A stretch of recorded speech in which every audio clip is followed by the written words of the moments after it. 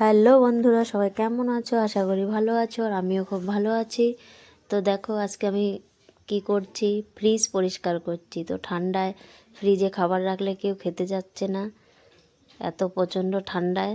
তো আমি দেখো ফ্রিজ খুলে এনে আমি ঘর থেকে বারান্দায় এনে তারপরে ফ্রিজ সাফ করছি। তো আমার মতন এমন ঠান্ডা আসলে ফ্রিজ গুছিয়ে রেখে দাও, একটু জানিও। তো আমাকে সবাই বলছে আমি নাকি ফ্রিজ গুছিয়ে রেখে দিই, বলছে ট্রাঙ্কে ভরে রেখে দিতাম। তো যাই হোক, ফ্রিজটা ধুয়ে মুছে আবার জায়গায় বসিয়ে রাখবো, কভার আছে ঢেকে রাখবো, আবার গরম পড়লে তখন চালাবো। তোমরাই বলো, এই ঠান্ডায় কি ফ্রিজের খাবার খাওয়াটা উচিত?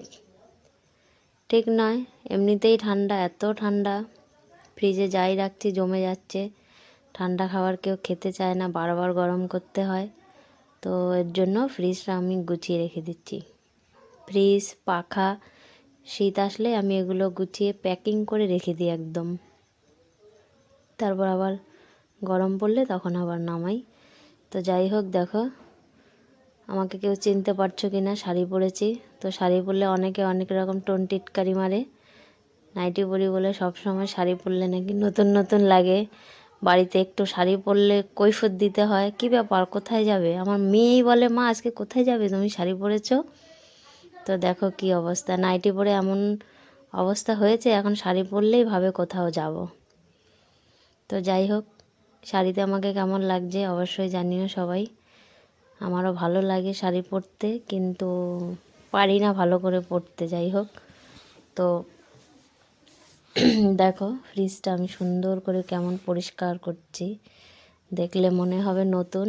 প্রত্যেক বছরই যখন পরিষ্কার করি মনে হয় যেন নতুন কিনে আনলাম মাত্র, কিন্তু 4-5 বছর হয়ে গেছে আমার ফ্রিজের বয়স। তো সবাই কেমন আছো আমাকে জানিও।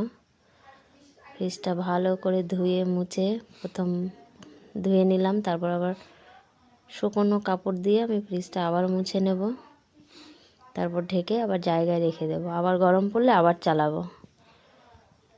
তো তোমরা কে আমার মতন শীত পড়লে ফ্রিজ গুছিয়ে রেখে দাও, একটু জানিও।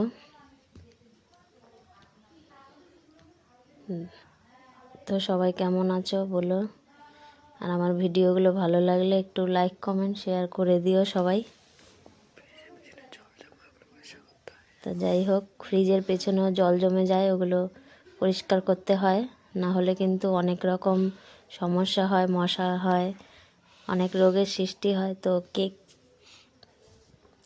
ফ্রিজের পেছনের জলটা পরিষ্কার করো আমাকে জানিও। আমি আগে জানতাম না, তো আমাকে একজন বলল যে এটা পরিষ্কার করতে হয়, কিন্তু না হলে ঘরে মশা হবে। তারপর আমি জানলাম। তো তোমাদেরকেও বলছি, ফ্রিজের পেছনের জলটা অবশ্যই সবাই পরিষ্কার করো। তো ভালো থেকো, টাটা।